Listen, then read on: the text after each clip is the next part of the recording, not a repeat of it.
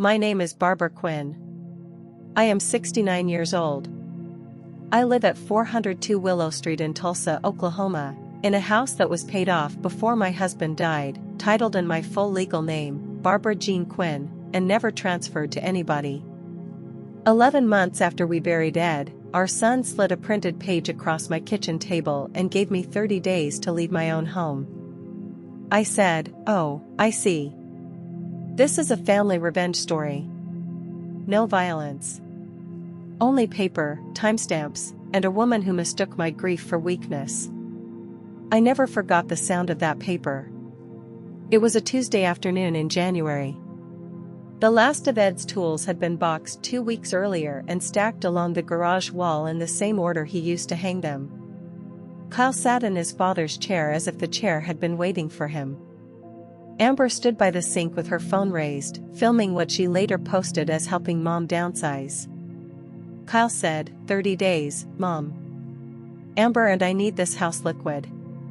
You can stay at Crestview in the guest room until you find a senior place. Don't make this ugly."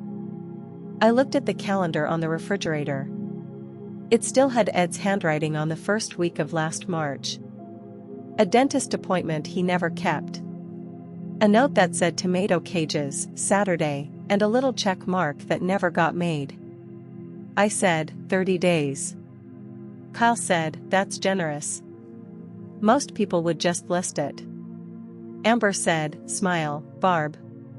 This is a new chapter." I did not smile. I heard the paper leave his fingers. I heard it travel the last 6 inches of oak. I heard it stop against the sugar bowl. That is the sound I mean. Not a slam. Not a shout. Just a son putting a deadline on a widow and expecting gratitude for the courtesy. I picked the page up. It was not a court document. It was not signed by a judge. It was a letter Kyle had typed on Crestview letterhead he printed himself, with a crest he designed on a free website. It said I was to vacate 402 Willow Street within 30 days and deliver possession broom clean. Keys on the counter. Anything left after day 30 would be donated. I said, "You wrote this." Kyle said, "I had to put it in writing so there is no confusion." Amber zoomed when I set the page down. She wanted a trembling chin. She wanted a woman who would bargain out loud. I said, "I will look at my calendar." That was all. They took it for surrender. People who are in a hurry always do. Ed used to say I save my voice for the things that need it. I numbered pages in a cheap notebook. I kept every envelope. I let my son perform his countdown while another countdown, older and better documented, ran out on the house he thought would save him. I should start further back, or the 30 days will sound like a trick instead of a ledger. Ed Quinn was a retired electrician. He died on a Thursday in February, 11 months before that letter, of a heart we had been pretending was only indigestion. He was 71. He left a paid-off house, a white Chevy truck with a ladder rack, a garage full of labeled drawers, and a will that had been sitting in Paul Vest's office since the year Ed retired. Kyle told the neighbors he was handling things. Handling things meant a legal pad and the future tense. He said, "Dad would not want you rattling around in this much square footage." He said, "Amber has a good eye for value." Amber measured the dining room on the 3rd day after the funeral. She did not ask. She had a yellow tape measure in her purse. She wrote 14 by 12 on her phone and photographed the china cabinet. I said, "What are you doing?" She said, "Just getting a sense of the bones, Barb. In case we ever help you simplify." Kyle put a hand on my shoulder. He said, "Nobody is rushing you. Dad wanted us to have this place when the time came. You know that." I said, "I would like to see the will." Kyle said, "We do not need to do that today. Paul can send a summary later." Later did not come. I called Paul myself on a Monday morning in March. Paul Vest has been Ed's friend since they were both apprentices. He is 72 and he still keeps a paper calendar. Paul said, Barbara, the will is here. It has always been here. Willow is yours. It was yours before Ed died and it is yours after. There is a small cash bequest to Kyle. The truck is yours unless you choose otherwise. Nobody has transferred a thing. I said, Kyle told me his father wanted them to have the house. Paul was quiet in the way honest men get quiet. He said, Ed wanted Kyle to have a father. That is not the same document. When I pulled into the driveway, Kyle's SUV was already there. Amber was photographing the backsplash. I said, I spoke with Paul. Kyle's face did a small, careful thing. He said, you did not have to bother him. I was going to handle it. I said, the house is in my name. Barbara Jean Quinn. It was never transferred.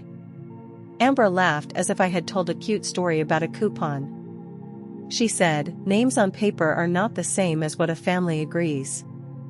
I said, in Oklahoma they are close enough. That was the first time I saw Kyle look at me as an obstacle instead of a mother. It lasted only a second. Then he smiled the smile he uses when a deal is stalling. He said, we are not fighting. We are planning. Grief makes people cling to square footage. I made coffee. I did not sign anything. I wrote the date in a grocery receipt ledger I kept in the junk drawer.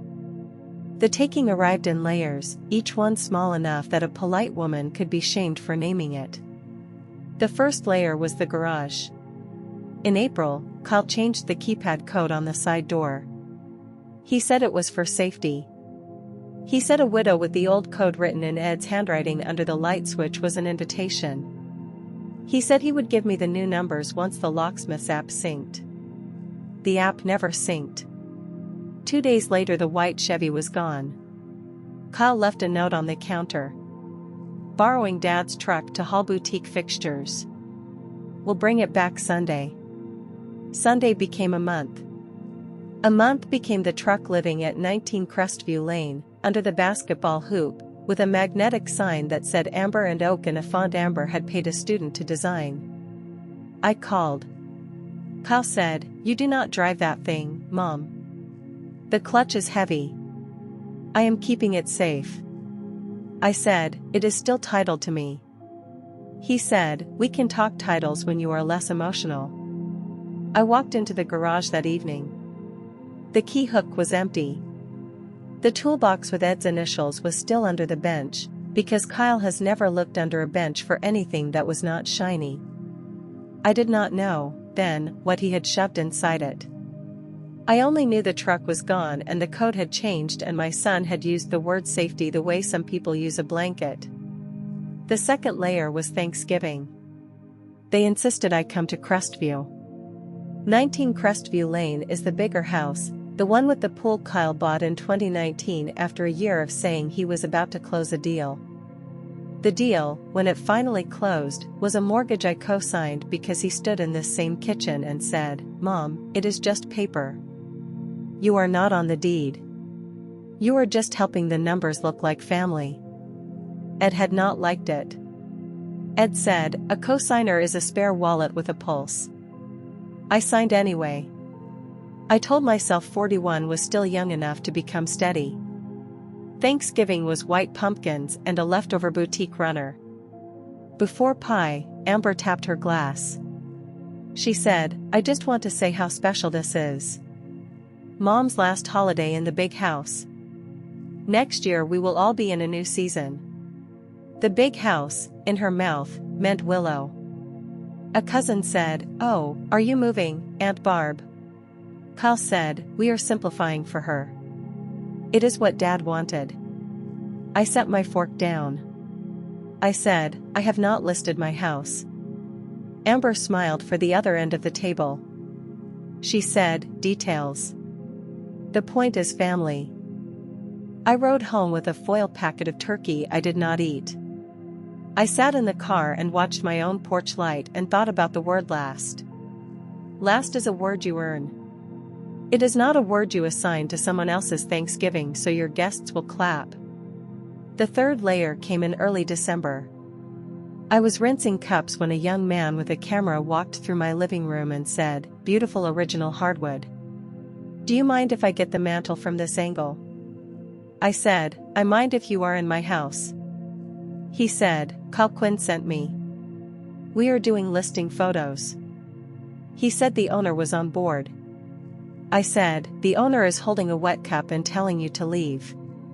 He left. He was a realtor who had believed his son. I called Kyle. I said, "You sent a stranger into my home." Kyle said, "I told you we need it liquid. You are stalling." I said, "I did not agree to a listing." He said, "You agreed when you let us handle things." I said, "I let you bring casseroles.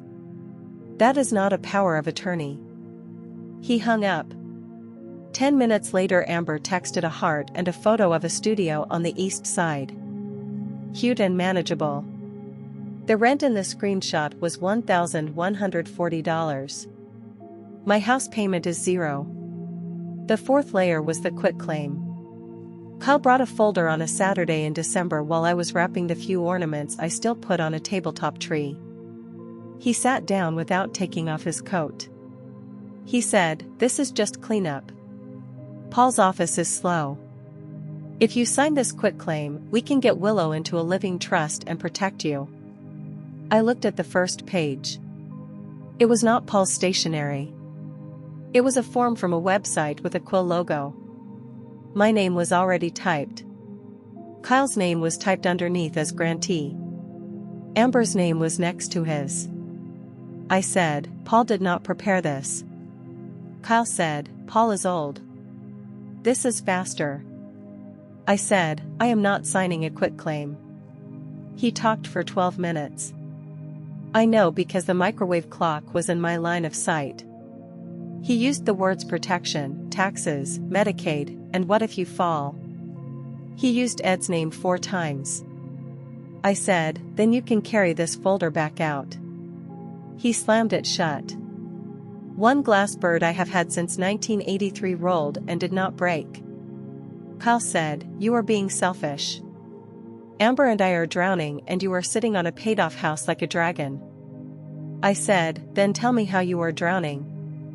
He stood. He said, "Forget it. You would only worry." That night I called Paul. Paul said, "Do not sign anything Kyle prints. And Barbara, there is something else. Midland Federal has been sending notices to the Crestview address. I cannot speak for the file. You should ask the bank yourself. You are on that note." I wrote Midland Federal in the junk drawer ledger. I told myself Monday. Grief makes even the careful postpone the ugly. The fifth layer arrived the week of Ed's birthday.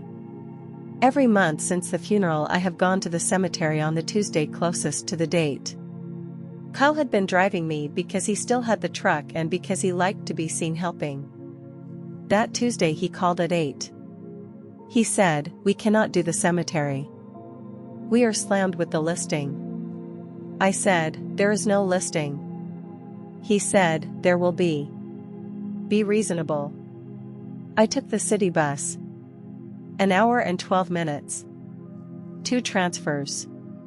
I stood at Ed's stone with a grocery store bouquet and told him our son had mistaken my quiet for a vacant lot. I went home. I made soup. I numbered the day in the ledger and I waited, because people who are performing kindness always return for an audience. They returned 2 weeks after the last of the tools were boxed. That is the Tuesday I already told you about. The printed page. The sugar bowl. 30 days. The letter was dated January 7th. It gave me until February 6th to vacate. Kyle called it an eviction timeline when he posted a story from my driveway. It was not an eviction. It was a son's stationery. Oklahoma does not let a child evict a titleholder with a home printer. I put the letter in a manila folder. I wrote son's notice, not lawful, on the tab. Then I did the dishes, because the dishes did not require me to become a spectacle. Amber lingered after Kyle went out to take a call. She filmed the boxes of Ed's winter shirts. She said, "See, you already started. This will be good for you." I said, "Those are his shirts." She said, "Exactly. You cannot heal in a museum." She left flattened moving boxes against my washer. She had written MOM in marker on the top one, as if I might forget who was being moved. That night I sat with the calendar. I drew a box around January 7th. I wrote day 1 above January 8th, because Kyle's 30 days, in his own letter, began the morning after delivery. I am a woman who reads the sentences she is handed. On Wednesday morning, January 8th, my phone rang from a number I did not know. I answered because the area code was local and because Paul had put a pebble in my shoe. A woman said, "Mrs. Quinn? This is Ms. Ree at Midland Federal. I am calling about the Crestview Lane note. You are listed as co-signer. I need to confirm whether you intend to cure the arrears before the scheduled sale." I said, "What sale?" Ms. Ree said, "The foreclosure sale is set for February 5th at 10 in the morning. The loan is in default. There have been 7 missed payments. A notice of default went out months ago to the Crestview address and to the last address we had for you as co-signer. Did you receive those letters?" I looked at the stack of mail Kyle had been collecting for me whenever he came to handle things. I had thought he was being helpful. I had thought the thinning pile meant less world. I said, "I did not receive them." Ms. Ree said, "I am sorry. The file shows certified notices. Someone signed at Crestview. The arrears are $41,880, plus fees that continue to accrue. If no one cures, the property at 19 Crestview Lane will be sold. You are not on the deed. You are on the note. I am required to ask if you intend to bring it current." I sat down in Ed's chair. The vinyl made the same sound it has made for 20 years. I said, "What were the monthly payments?" She said, $3,219.44, principal and interest, plus escrow. 7 missed. Late charges. Inspection fees. Council fees. That is how we arrive at $41,880 before the current fee stack. I said, "And the sale is February 5th. She said, 10 a.m. county process. I said, "Thank you for calling me." She said, "Do you intend to cure?" I looked at Kyle's letter. I looked at the calendar. February 5th was day 29 of my son's countdown. I said, "I will speak with my attorney and I will call you back. Please send copies of every notice in that file to this address, 402 Willow, in my name only. Do not send them to Crestview." Ms. Ree said, "I can do that." After she hung up, I did not throw a plate. I did not call Kyle. I drove to Paul Vest's office with the son's letter on the passenger seat like a passenger I did not like. Paul read it twice. He took off his glasses. He said, "This is not an eviction. This is theater." I said, "Midland Federal called. Crestview is set for sale on February 5th. $41,880, plus fees. 7 payments. They hid the default." Paul said, "Willow is clean. I pulled the county record this morning. Barbara Jean Quinn, sole owner, no liens, mortgage satisfied in 2016. Crestview is Kyle and Amber on the deed. You are on the note as accommodation signer. You did not get the house. You got the risk." I said, "Can they take Willow for his default?" He said, "Not as collateral. It was never pledged. Could a creditor chase a judgment later? That is a different animal, and we will deal with it if it walks into the yard. They cannot fold your paid-off homestead into his pool party because he is embarrassed. You are not required to cure his loan. You are allowed to refuse. I said, he will say I ruined him. Paul said, he ruined the payment history. You are only declining to write a check. I said, I will not cure it. I will not sign Willow away. I will not make a scene. Paul said, then we do this clean. I will record a confirmation affidavit of title. You will not give keys to anyone. You will not accept rent from them for Willow, because rent can be twisted into tenancy stories. If they come with papers, you send them to me. If the bank asks again, you say no, in a sentence, and you hang up. I said, he thinks I am moving into his guest room. Paul almost smiled. He said, let him think whatever keeps him from forging better. I bought a notebook at the drugstore. $2.49. Black cover. College ruled. On the first page I wrote the 30 days the way a person writes a job. Day 1 January 8th. Day 29 February 5th, sale, 10 a.m. Day 30 February 6th, his deadline, irrelevant. I packed only what I would have packed anyway. Ed's shirts. Extra blankets. A box of kitchen things I never used. I packed slowly. I left the boxes where Amber could photograph them. I wanted them to believe I was complying. Belief made them sloppy. Belief kept them from looking under the bench. I did not put the foreclosure on Facebook. I did not warn the cousins. I let Kyle perform liquidity and a mother who needed to be managed. If that sounds cold, I will not argue with you. I had been warm for 41 years. Warmth had not produced a single mortgage payment. Day 1, Amber arrived with more boxes. She came through the front door without knocking, which is a habit people develop when they have already spent the house in their heads. She had packing tape on her wrist like a bracelet. She set an iced coffee in front of me as if we were friends on a project. She said, I got you the cute ones with handles.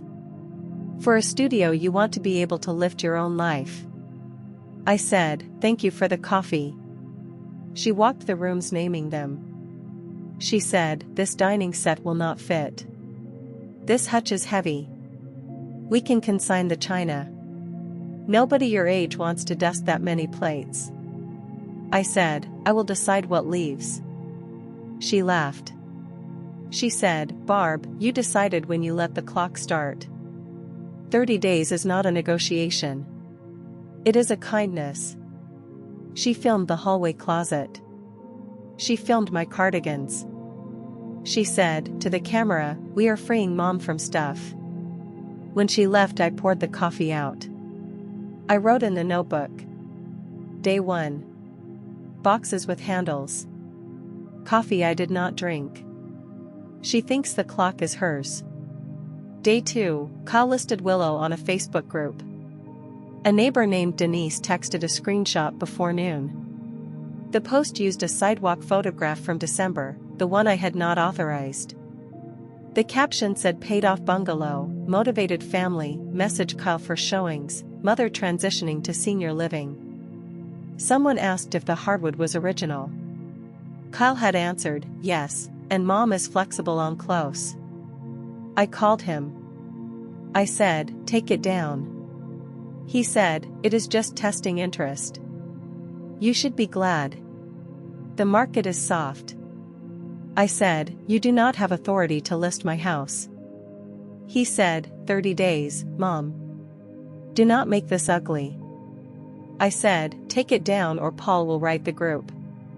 He took it down that evening and put it back up after midnight in a different group, under Amber's account.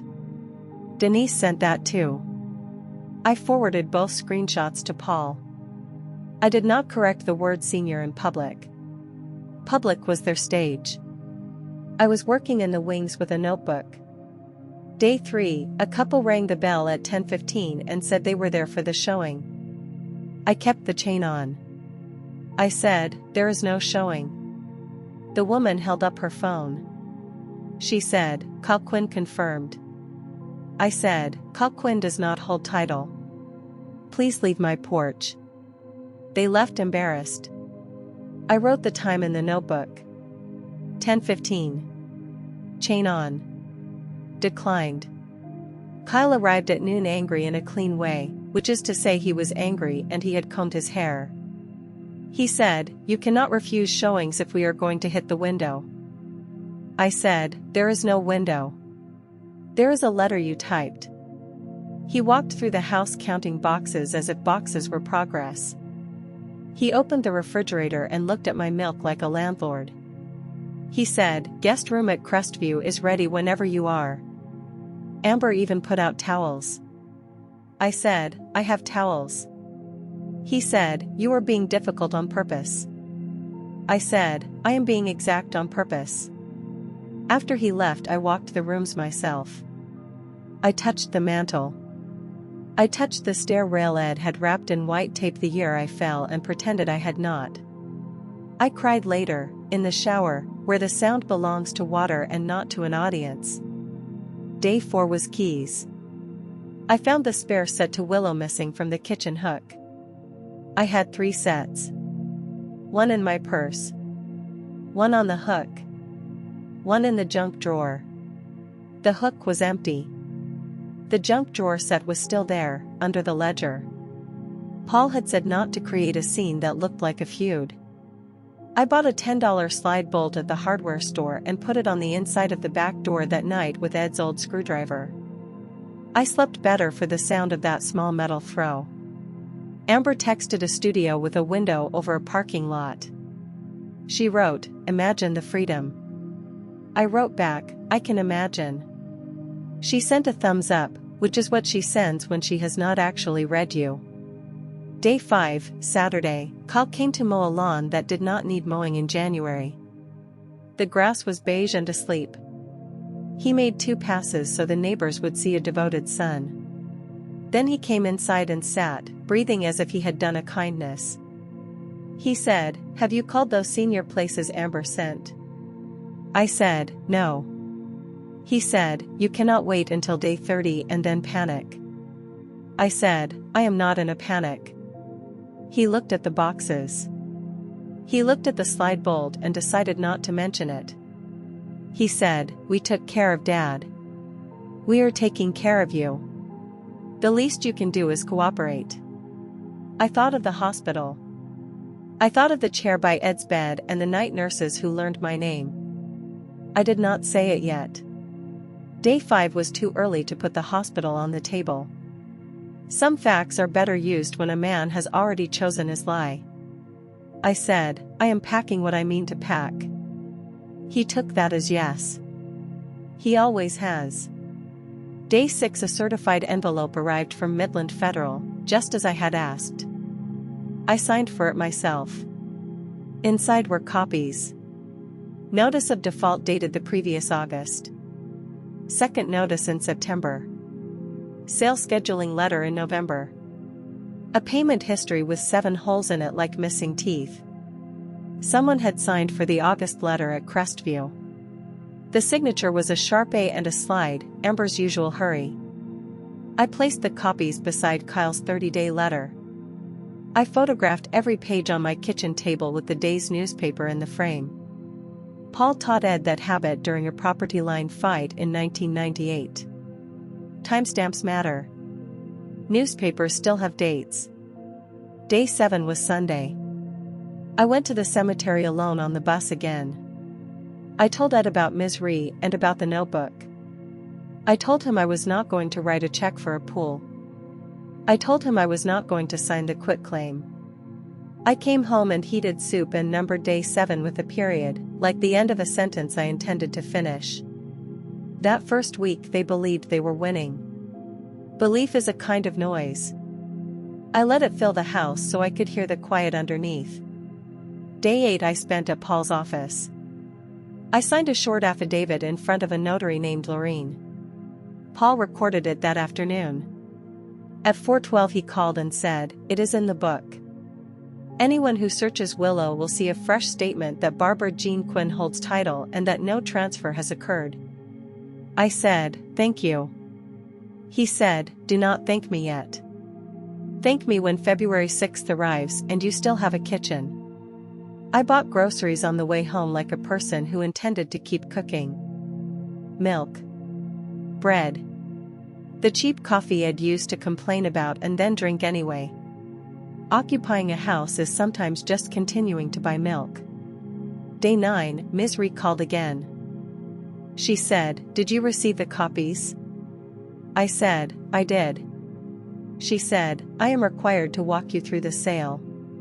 If the arrears and fees are not cured, the property will be offered at 10 a.m. on February 5th. You may attend. You may bid if you wish. Curing before sale would require certified funds in the amount we quote that morning, which will be higher than $41,880. I said, "I do not intend to cure." She said, "I need to note that in the file." I said, "Please do." She said, "You understand a foreclosure sale of Crestview does not by itself erase a cosigner's exposure."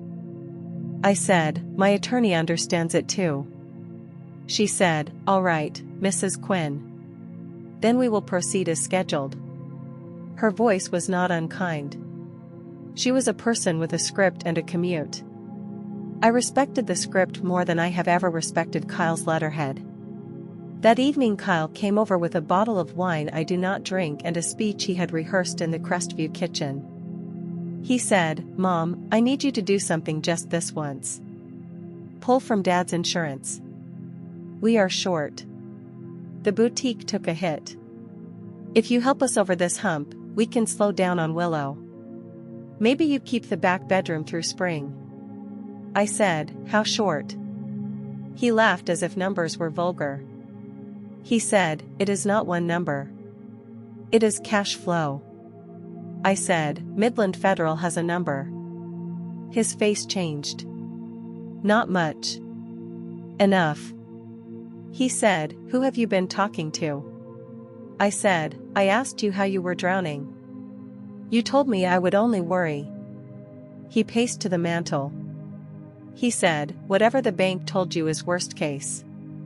We have a buyer interested in this place. Once Willow sells, Crestview is fine. I just need you to bridge it. Dad's insurance is sitting there." Ed's life insurance had been $100,000. I had paid the funeral, the last medical, and the stone. I had $61,400 remaining in a credit union account Paul helped me title correctly. It was not sitting there. It was standing there, on purpose, for the years Ed would not be in the room. I said, "No." Kyle said, "No to what?" I said, "No to the insurance. No to bridging. No to selling Willow so your pool can keep a job it does not have." He set the wine down hard. He said, "You are going to regret being this hard." I said, "I regret the cosign. I am finished collecting regrets for the week." He left the wine. I poured it down the sink the next morning. I wrote day 9. Insurance ask. No. Day 10, Amber posted a painted sold sign staged against my front steps. It was a prop from the boutique. She replied to the comments, "Bittersweet but Mom is ready." I was standing on those same steps when I saw the post. I was not ready. I was counting. Day 11, I declined 3 more showing requests. Kyle called at 9 and said, "Tomorrow at 4. Be somewhere else. It looks better if the owner is not hovering." I said, "I will be here, and there will be no showing." He said a word I will not give a microphone to. Then he said, "You are making Amber sick." I said, "Amber is welcome to rest." I hung up. I checked the slide bolt. I checked the junk drawer keys. I slept in pieces. Day 12 I spent in the garage. I wanted Ed's remaining tools inventoried before someone decided they were part of a downsizing aesthetic. Wire strippers. A voltage tester. The little tin of screws he refused to throw away. Under the bench, the toolbox with his initials still had a film of dust except at the latch, where fingers had been. I opened it. On top of the sockets, flattened, were envelopes. Midland Federal. August, September, November. A letter from a law firm on Boulder Avenue. A printout of a payment portal with past due in a red font. Kyle had hidden his default in his father's toolbox, under the bench, in the house he was trying to take, as if shame could be stored with the metric wrenches. I photographed them. I put them back. I wanted them where he had chosen to put them. A man should meet his own filing system. I sat on the cold concrete and laughed once, which surprised me. Then I wrote day 12, toolbox, default letters, left in place. Day 13 I walked the yard. January in Tulsa is a frank month. I touched Ed's tomato cages on the south fence. I intended to water them in April in the same place. I wrote day 13, cages, still here. Day 14 was the midpoint of Kyle's invented month. Amber brought a grocery store cake that said New Beginnings and filmed herself hugging me. She said, 2 weeks, Barb. We are so proud of you for being brave. I said, it is not bravery to be handed a letter. She left the cake as if leftovers were a claim. I threw it away after dark. I wrote day 14, cake, proud of me. I was not proud of me yet. Pride, if it came, would come after 10 in the morning on day 29. The second week ended with them certain and me counting. I bought more milk. I declined another showing. I forwarded nothing to Facebook. I thought of Misery's question. Do you intend to cure? I did not. Day 15, Kyle got nasty in the way men do when a story stops feeding them. He came over after work, if work is the word for driving around saying a deal is about to close. He did not sit. He said, you owe us. We took care of Dad. We put our lives on hold. Amber closed the shop to be available. You sat in this house and let us carry it. I said, available for what? He said, for everything. Hospital. Arrangements. You are rewriting history because you are angry about a timeline. I went to the sideboard. I took out a folder I had made in March and had not needed until a son decided to invoice me for a death. Hospital visitor logs. I had asked for them after a night nurse mentioned that families sometimes like a record. I set the pages on the table. I said, I was there. Tuesday through Sunday that last week, and most of the weeks before. You can read the times. You and Amber are in these logs twice. Once for 40 minutes on a Saturday. Once the morning he died, after I called you. Kyle's jaw worked. He said, we had the Dallas pop-up. The boutique had a window. Dad told us to go make it work. I said, Ed was on morphine. He was not managing your inventory. Kyle said, you do not get to use a printout against your own son. I said, you used a printout against your own mother. Sit down and read, or leave. He left. He took a picture of the logs first, which I allowed. Paper is a mirror if you hold it level. Amber called an hour later crying. She said, how dare you imply we did not love him? I said, I implied you were in Dallas. The invoices from the pop-up are on your own website archive. I printed those too. She hung up. That night her Facebook filled with a photograph of Ed and Kyle at a baseball game in 2012. The caption said, some people weaponize grief. We choose love. I did not comment. I numbered day 15. Hospital logs. Dallas. Love as a caption.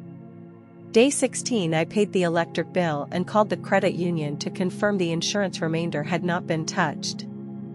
Mrs. Alvarez from 2 doors down asked if I was really moving. I said, not that I have agreed to. She squeezed my arm. She said, I liked Ed.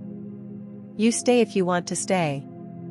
Day 17, Amber arrived furious that I had cancelled a senior living tour she booked in my name. She said, they held a slot for you. I said, then they can hold it for someone who asked. She opened drawers and said we would need a dumpster. I said, there will not be a dumpster. She found Kyle's 30-day letter and a copy of the deed on the sideboard. She said, why do you have the deed out? I said, because people keep forgetting who is on it. She left without filming. That was the first day she did not film. Day 18, Kyle tried a softer voice. He brought sandwiches.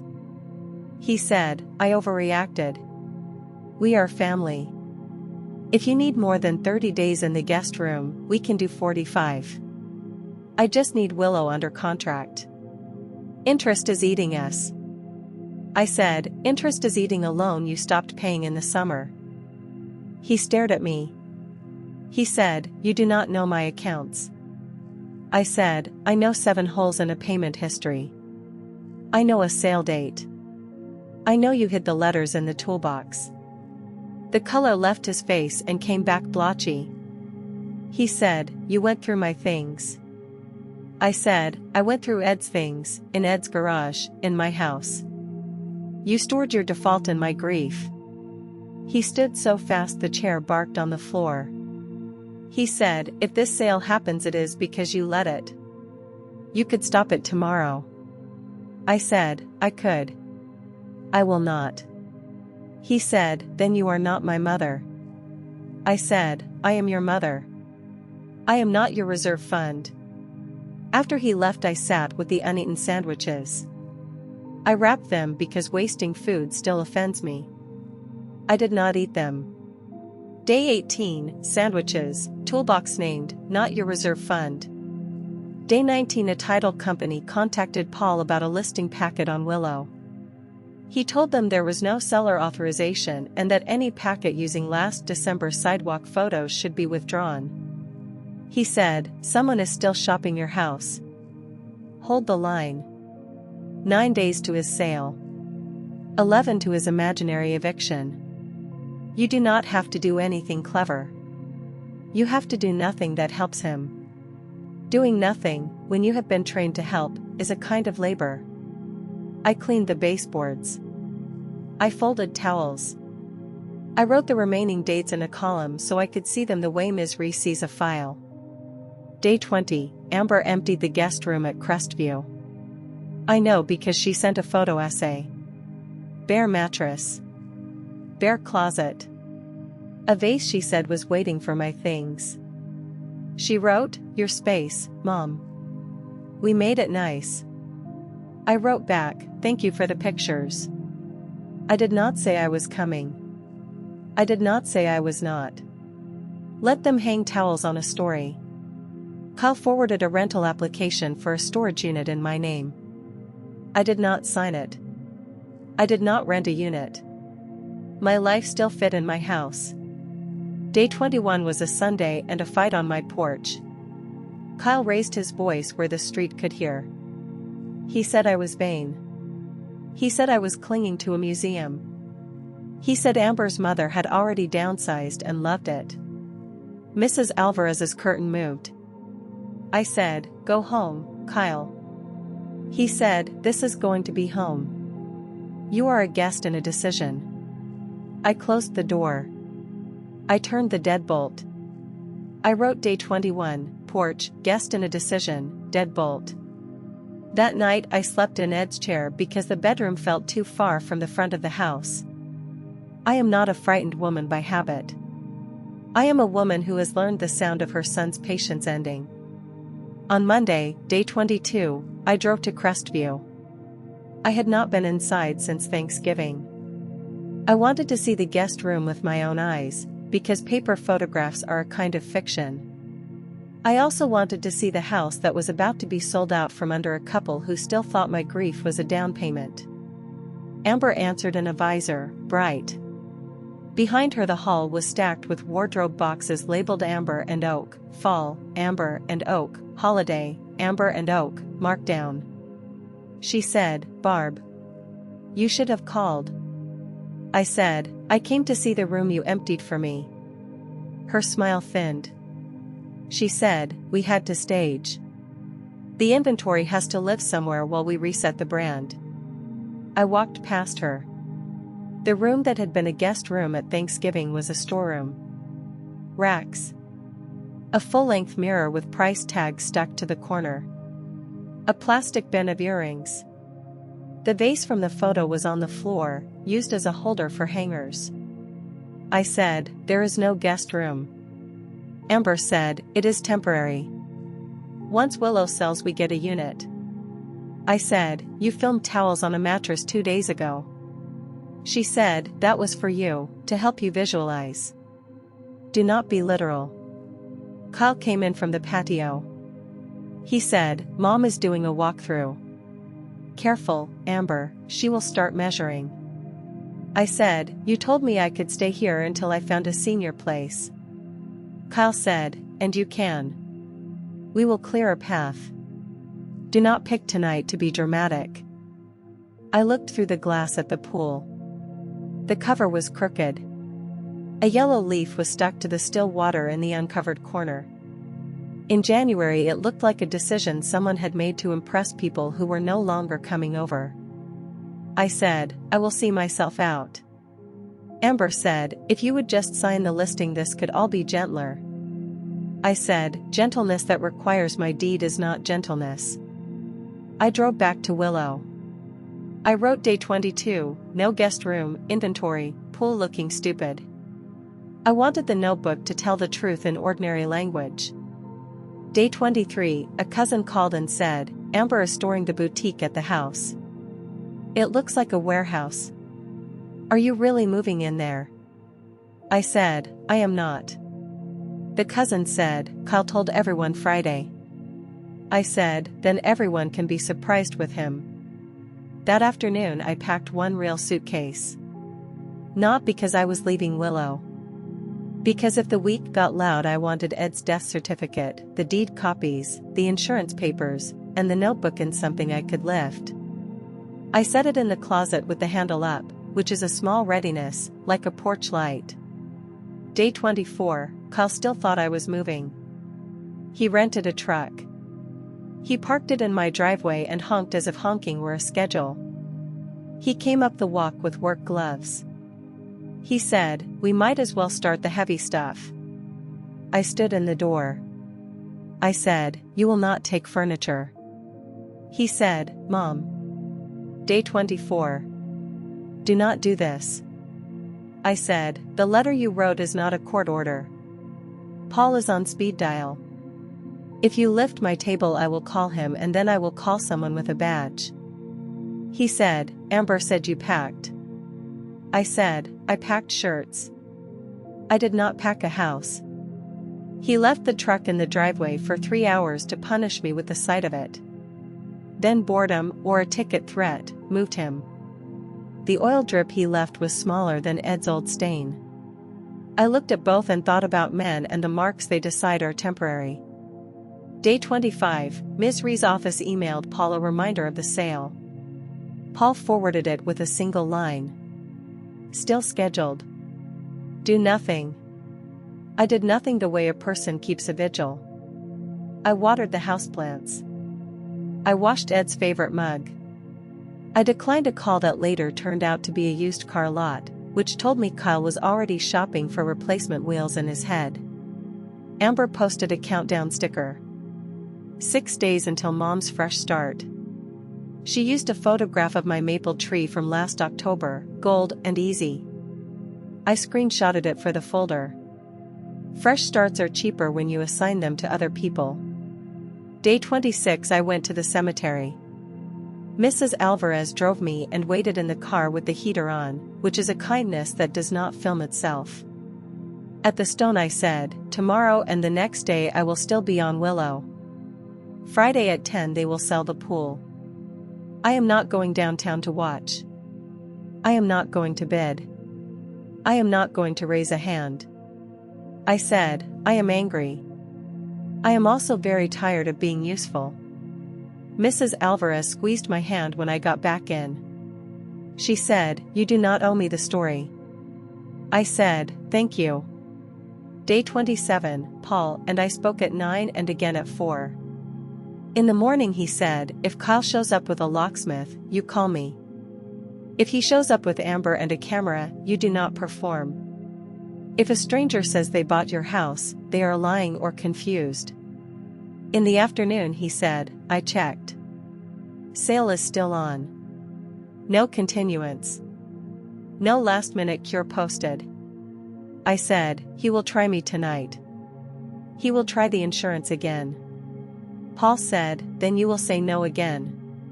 You are good at no. You only think you are not. Kyle did try me that night. He stood on the porch with his hands in his pockets and a look he used to use after baseball when he wanted a ride and a hamburger. He said, Mom, I messed up the payments. I need you. $41,000 is nothing against what this family has. You have the insurance. You have the house. Help me stop the sale and I will rip up the 30 days. You can stay forever. I will put it in writing. I said, you already put 30 days in writing. He said, that was Amber being scared. I said, it was your signature. He closed his eyes. He said, do you want me on the street? I said, I want you to tell the truth to the bank you lied to. I want my truck back. I want you to stop filming my grief. I will not buy you out of a default you hid in a toolbox. He opened his eyes. They were wet. I will not pretend that did not reach me. I am his mother. Reaching is not the same as opening the credit union. I said, good night, Kyle. I closed the door. I wrote day 27, offered to rip up 30 days, no. Day 28, Thursday, the last full day before the sale. Amber came without Kyle. She had her sister on speaker in her purse, which I know because the sister said, is she even listening? And Amber said, she is standing right here. Amber said another quitclaim on the table. My name. Their names. A notary section blank. She said, sign this and we can refinance after, or sell, or whatever. If you do not, tomorrow ruins us, and that will be on you. I said, tomorrow is a sale of a house I do not own, for a loan I do not control, after notices you signed for and hid. That will be on the file. The sister in the purse said, unbelievable. Amber said, we made a room for you. I said, you made a storeroom and a photograph. Amber's mouth shook. She said, I am trying to save my marriage. I said, save it with an honest calendar. She took the quitclaim. She left. The sister was still talking as the door shut. I spent the evening as if it were any Thursday. Eggs for supper. The news on low. I wrote, last ask, quitclaim again, not signed. I set out my clothes for Friday. Not for the courthouse. For my own kitchen. A cardigan Ed used to say made me look like a librarian who could win an argument. I slept. Not well. Enough. Day 29, Friday, February 5th. I woke at 6. I made coffee. I sat at the table with the calendar and put my finger on the square. Sale, 10 a.m. I did not get in the car. I did not put on church shoes. I watered the houseplants. I washed the mug. I wrote, day 29, I am at Willow. At 9:40 Kyle's rented truck turned onto our street so fast the brakes complained. He parked across my driveway and honked. He honked again. He came up the walk already talking. He said, time is up. Do not do this today. I need you out so I can show it this weekend. I need a contract. I need you to stop playing. I said, it is 9:42. Your 30 days run through tomorrow. Even your letter knows that. He said, do not lawyer me. Behind him Amber sat in the SUV on the phone. I would learn the order of their morning later, in pieces, the way you learn an accident you did not attend. Kyle's phone began to make the sound phones make when a life is trying to enter them all at once. He ignored the first burst. He said, "Get your coat. We can finish boxes after I take a look at the garage." The phone kept going. He looked. His face changed in layers, the way a lake changes when wind finds it. He said, "What is this?" I said nothing. I folded my hands. He played a voicemail on speaker because panic makes people forget privacy. A man said he was with the sale unit and the property at 19 Crestview had been called and sold and Kyle should contact Midland Federal regarding possession and personal property. Kyle said, "That is not possible." His phone lit again. "Amber." He answered. I could hear her without effort. She had left while he honked. She was at Crestview. She said, "There is a lockbox. There are people." "Kyle, there are people in the driveway. They said the sale already happened. They said we had notice. The pool looks stupid. They are walking around the pool." Kyle looked at me. He said, "What did you do?" I said, "I declined to write a check." He shouted that I had done this. He shouted that I had waited and schemed and talked to banks behind his back. Mrs. Alvarez came out onto her porch and then thought better of crossing. The rented truck idled, ridiculous. I said, "Come into the garage." He followed because men in free fall will follow a sentence that sounds like a hallway. I lifted the bench latch. I pulled the toolbox. I opened it. I handed him his own envelopes. I said, "August. September. November. You signed the story and then you hid it under your father's sockets. Misery called me on day one because I am on the note. I did not invent the sale. I did not attend the sale. I did not bid. I did not cure. I refused to rescue a countdown you started in my kitchen while another one was already printed on letterhead you stuffed in a tin." He held the August notice with both hands. His name was on it. Amber's signature from the certified slip was a copy clipped to the front, the sharp A and the slide. He said, "You could have told me they called you." I said, "You could have told me in August." Amber's voice was still coming from the phone in his pocket, saying lockbox, saying strangers, saying my clothes are in there, saying do something. Kyle said, "Fix it." I said, "It is 10:20. The sale was at 10. He sat down on the cold concrete without caring about his trousers. He looked like a boy who had missed a bus and decided the road had betrayed him.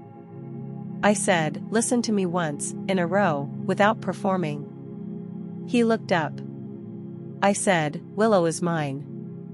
It was always mine. Your letter was never an eviction. Crestview was your deed and your default. I will not be moving into a storeroom full of earrings. I will not sign a quitclaim. I will not pull Ed's insurance to pay 7 holes you punched in a loan." I said, "If you return the truck this afternoon, titled as it already is, and if the filming stops, I will rent you the garage apartment for 60 days. In writing. Rent. Rules. No cameras. No showings of my house. At the end of 60 days you leave or we extend in writing. That is the help I have." He said, "The garage." I said, "The garage. It has heat. It has the sink Ed put in. It does not have a pool. It does not have my kitchen." Amber, still on the phone, had heard enough. She said, "I am not living in a garage behind that woman. I am going to my sister's." Kyle said, "Amber." She said, "You said she was moving. You said Willow would cover it. You said the bank was bluffing." The line clicked. Day 30, Saturday, February 6th, was irrelevant in the way a cancelled stamp is irrelevant. Kyle's letter had named it as my deadline. I woke in my own bed. I made coffee. I did not leave keys on the counter. I did not sweep my life into donation boxes. At 11 a man from a clean-out company called and said Mr. Quinn had scheduled them for Willow. I said, "There is no job here. If you come I will not open the door." They did not come. At 2 o'clock the white Chevy turned into my driveway. Kyle got out holding the extra key fob as if it might bite. He had been crying. "I do not need to decorate that," he said. "Amber is at her sister's. They changed the Crestview locks. I have until Monday to get personal property by appointment." I said, "The truck stays here. I will write a receipt that you returned it." He nodded. He looked at the garage apartment stairs. He said, "Is the offer real?" I said, "It is real if it is written." We sat at the kitchen table, the same table where he had slid the 30-day page. I wrote a one-page occupancy agreement in plain sentences. 60 days. $400 a month, payable to me, first month on signing. Utilities estimated and due on the 1st. No filming. No listing of Willow. No visitors overnight without notice. No boutique inventory in my house. Truck remains on Willow title, in the Willow garage. At day 60, out, unless we sign again. Paul, when I faxed it, said it was ugly and enforceable enough. Kyle signed. I signed. I took his first $400 in cash, counted it, and wrote paid on a second slip. He said, "I still think you did this to punish me." I said, "The bank did this because you defaulted. I punished you by not being the bank." He slept in the garage apartment that night. I lay awake for an hour listening to the unfamiliar sound of my son above the sockets, and then I slept in my own house with only the ordinary deadbolt, the one Ed installed, the one that had always been enough when we were not pretending a son could evict a deed. Amber did not come back that week. She sent a message that said I had chosen money over family. I did not answer. I had chosen a paid-off house over a story. If she needs a simpler sentence, she may keep hers. On Monday Kyle went to Crestview by appointment and filled the rented truck with clothes and a television and the parts of a marriage that would fit through a door with a stranger watching. He asked if he could put boutique racks in my garage. I said no. He took them to a storage unit he paid for himself. That sentence still gives me a thin, private satisfaction. Ms. Ree sent a letter addressed to me as co-signer explaining the sale had occurred and that deficiency, if any, would be determined later. I took it to Paul. Paul said, "We will answer what we must and ignore what is theater. You did not hide assets. You did not strip Willow. You did not promise the bank a cure and then dodge. You said no, on a recorded line, and you stayed in your homestead." I said, "Will they come for the $61,000? He said, "They can try to talk. Trying is not taking. You will not send them a gift to make Kyle look like a victim. If a real claim arrives, we respond. Until then you buy milk and you live here." So I did. Kyle was quiet the first week. The second week he tried to explain himself through my kitchen door with phrases like cash flow and Amber's dream and Dad would have wanted. I listened once. I did not reopen the insurance. I did not tear up the occupancy page.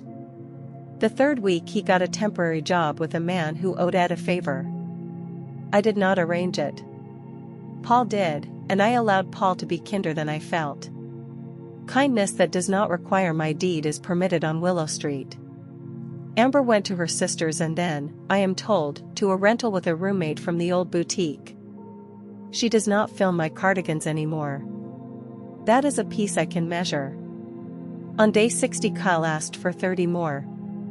I said 10, in writing, and then he would go to a room he paid for in town.